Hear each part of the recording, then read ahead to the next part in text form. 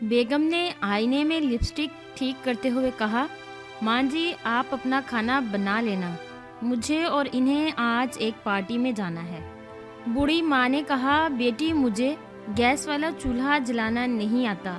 تو بیٹے نے کہا، ماں پاس والے دربار میں آج لنگر ہے، تم وہاں چلی جاؤ نا، کھانا بنانے کی کوئی نوبت ہی نہیں آئے گی۔ ماں چپ چاپ اپنی چپل پہن کر دربار کی طرف ہو چلی۔ یہ سارا واقعہ ان کا 10 سال کا بیٹا سن رہا تھا۔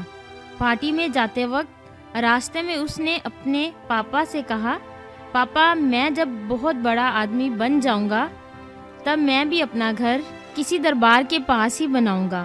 ماں نے اس کی وجہ پوچھی، کیوں بیٹا؟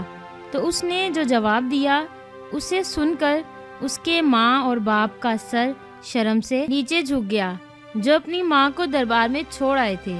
اس نے کہا، کیونکہ ماں جب مجھے بھی کسی دن ایسی ہی پارٹی میں جانا ہوگا تب تم بھی تو کسی دربار میں لنگر کھانے جاؤ گی نا، اور میں نہیں چاہتا کہ تمہیں کہیں دور کسی دربار میں جانا پڑے۔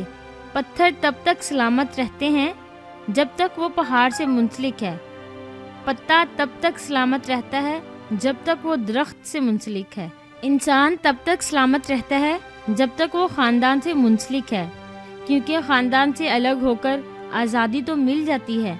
ایک قبر پر لکھا تھا، کس کو کیا الزام دوں دوستو، زندگی میں ستانے والے بھی اپنے تھے اور دفنانے والے بھی اپنے تھے، نہ اپنوں سے کھلتا ہے نہ ہی غیروں سے کھلتا ہے، یہ جنت کا دروازہ ہے میری ماں کے پیروں سے کھلتا ہے۔